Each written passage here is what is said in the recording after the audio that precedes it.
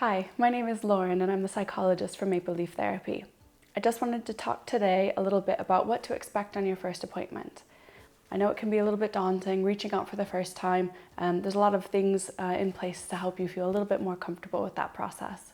The first thing will be to book your actual first appointment. I can be contacted a number of ways, through phone or email.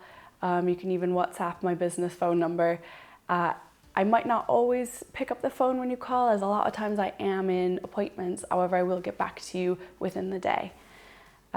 Alternatively, if you're a bit nervous about speaking on the phone or you don't want to leave a voicemail, that's okay.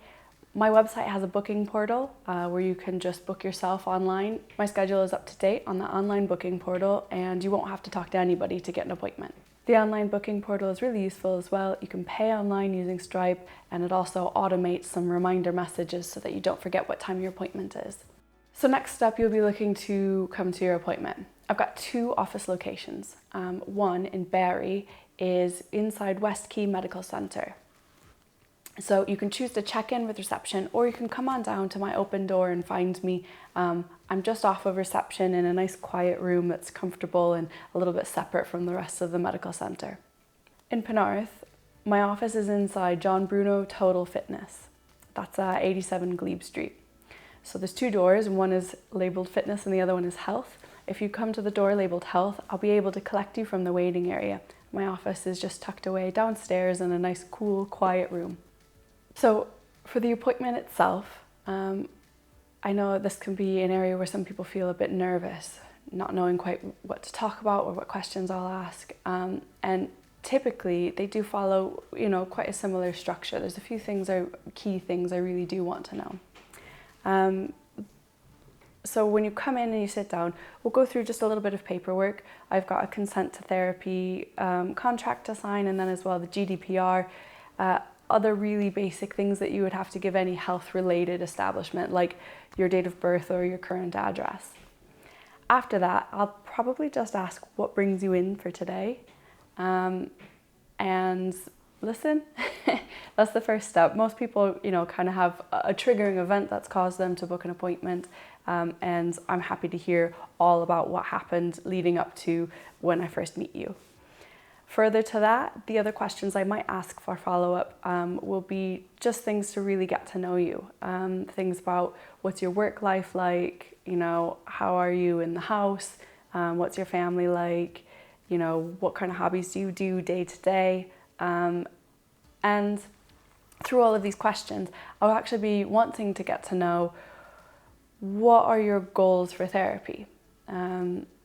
I'd like to know, are you trying to get back to some hobbies that you've become unmotivated to do? Are you trying to change some habits, such as the amount that you drink?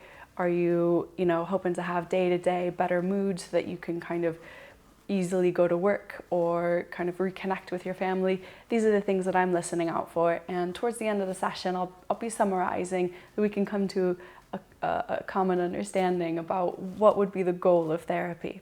I also ask you what you expect therapy to look like for you. I know it's okay if you really don't know, but I just want to make sure that we're both on the same page in terms of, what you're hoping the sessions will look like. I typically spend the time in session going over concepts, trying to work on the cognitive side of cognitive behavioral therapy, changing the way that you look at the world, and maybe helping you to start challenging the way that your own thought process go, especially if that thought process is a bit problematic at the moment.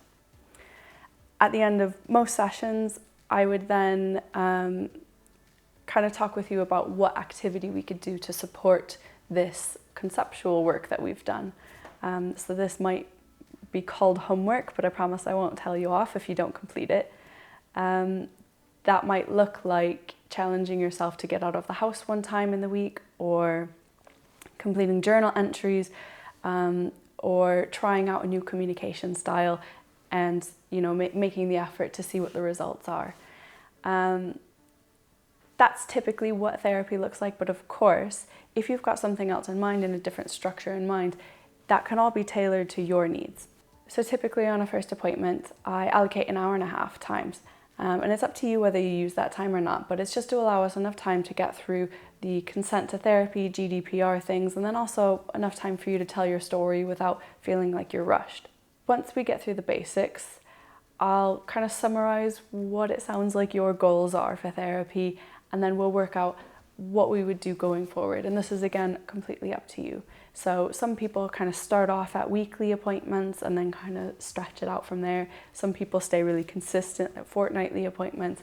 Some people have, kind of a more intense period of therapy and then go for even month-long check-ins and until things are a lot more stable. So these are all options for you, and it can be tailored to suit your work schedule or, things that are going on in life at the moment. I hope you found this video helpful. I just wanted to put something on the website so people can kind of get to know the way that I interact, my expectations for that first appointment, and hopefully to feel a little bit less nervous about showing up for your first therapy appointment. If you have any other questions, absolutely send me an email or a text message and I can get back to you really quickly. But this is just generally how those first appointments go.